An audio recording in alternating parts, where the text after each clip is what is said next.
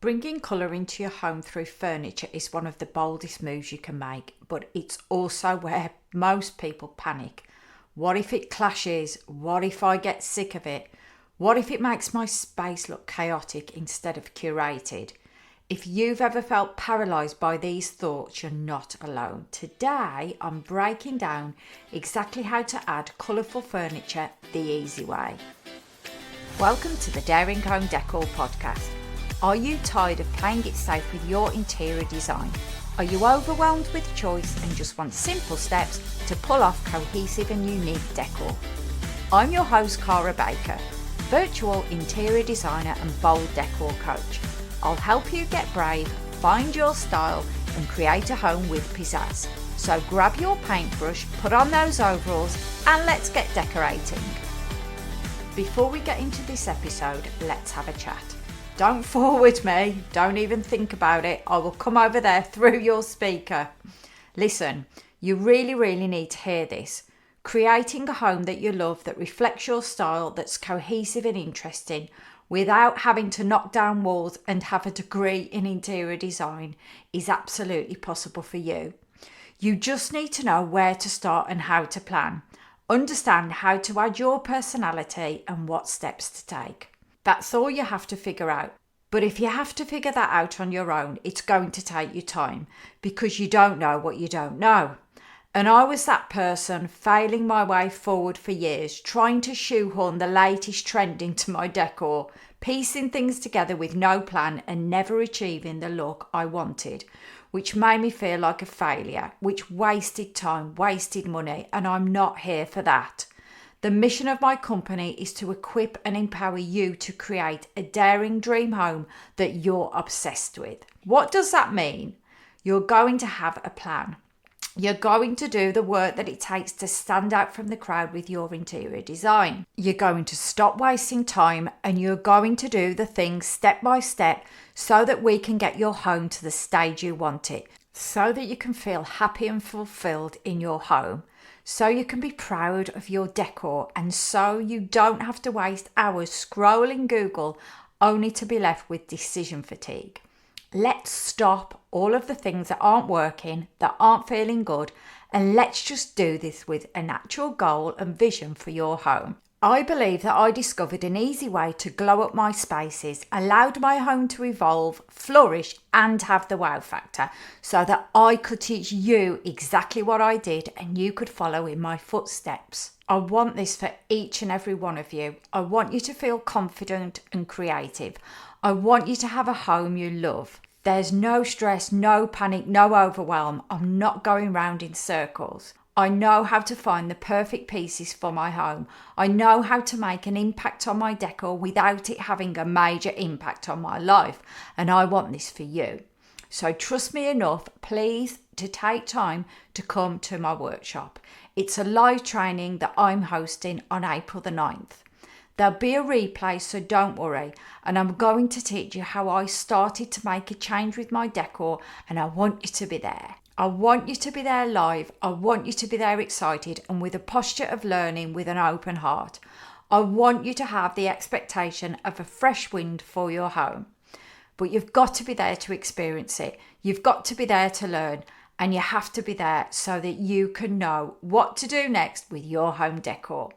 Go sign up right now at daringhomedecor.co.uk/workshop. I'll meet you there. Alrighty, let's crack on with this week's episode, which is the latest in the Colour Made Simple series. And I'm going to teach you 4 things that you can do to help you pull off bold furniture. Now, previous sofas that I've had over the years have always been beige or white or a neutral colour. Like you probably, I never even considered colours until I started to get inspiration from social media and interior blogs and Pinterest and finding other sources to buy furniture that wasn't just the bog standard DFS, etc. And I started to realise that other people were bringing colourful furniture into their home and it was making a massive wow factor impact. So when we planned to decorate and make over our living room, I planned on bringing in a teal sofa, and we ended up buying a teal corner sofa or section or whatever you call it. And now it's actually part of the design of the room and not just a practical piece of furniture to decorate around or cover up, which I know can sometimes be the case. I also know it can be very scary because it's a big investment. It's a bit like when you buy a staple coat or boots for your wardrobe, something that you've got to invest a bit more money in.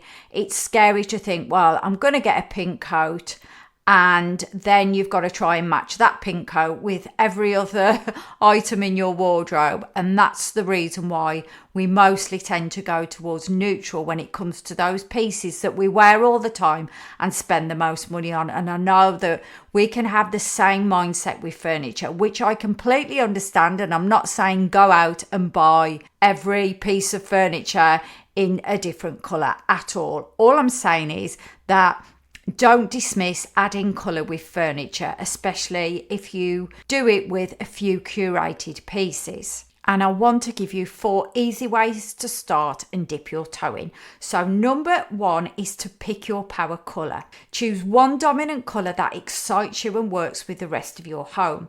Now guys, come on, you know what I'm going to say. This must be in your colour palette. And it must be cohesive with the rest of your home. So what you don't want to do is to go out on a whim and choose a colour at random.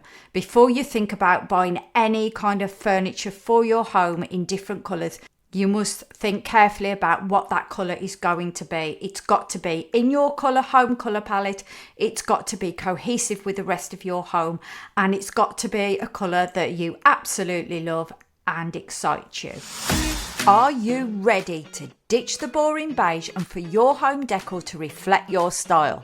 But do it without the fear of expensive mistakes, without living in a building site, and without having to spend time you don't have with the planning and execution. Then you won't want to miss my free upcoming Bold Room Glow Up workshop. It's happening on Wednesday, April 9th at 6 p.m. BST. I'll teach you how to add bold decor to a room in your home with minimal effort and maximum impact. Sign up now at daringhomedecor.co.uk/workshop. I'd be lit up if you join me for this free fun event. There's prizes on the day and a replay if you can't make it. That link for you once again is daringhomedecor.co.uk/workshop, and you can also find it via the show notes. See you there.